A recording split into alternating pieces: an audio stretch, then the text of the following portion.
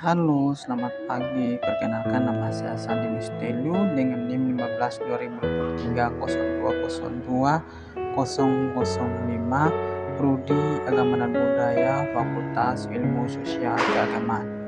Di sini saya akan menjelaskan satu pengertian etika Kristen, dua kegunaan etika Kristen, tiga sumbangsi etika terhadap agama Kristen, empat metode etika Kristen.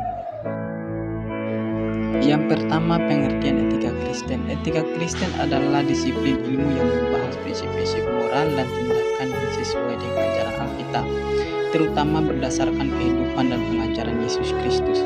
Etika Kristen bertujuan untuk memberikan pedoman dalam menjalani kehidupan yang berkenan kepada Allah, baik dalam hubungan dengan sesama maupun dalam tanggung jawab terhadap dunia ciptaan. Etika ini berakar pada kasih kepada Allah dan sesama dalam Matius 2:37-40. Yang kedua, kegunaan etika Kristen. Satu, panduan moral dalam hidup. Etika Kristen memberikan standar moral yang jelas berdasarkan firman Tuhan untuk membantu orang percaya hidup dengan benar di tengah tantangan dunia yang berubah. Dua, membentuk karakter yang saleh. Melalui penghayatan etika Kristen, umat percaya diarahkan untuk bertumbuh dalam keserupan dengan Kristus, yaitu dalam kasih, kerendahan hati, dan kebenaran. Tiga, memperkuat kesaksian iman. Hidup sesuai etika Kristen membantu orang percaya menjadi terang dan garam dunia dalam Matius 5:13-16, sehingga nama Tuhan dipermuliakan. Empat, menyelesaikan masalah moral. Dalam menghadapi dilema, etika Kristen memberikan landasan untuk membuat keputusan yang sesuai dengan kehendak Allah. Tiga, sumbangsi etika terhadap agama Kristen. Satu, meneguhkan ajaran Alkitab. Etika Kristen menggarisbawahi nilai-nilai kebenaran yang diajarkan dalam Alkitab, seperti keadilan, belas kasih, dan kasih kepada sesama. Dua, menjaga integritas gereja melalui penerapan etika Kristen. Gereja mempertahankan kesaksiannya sebagai komunitas yang hidup sesuai dengan kehendak Allah, menjaga integritasnya di hadapan dunia.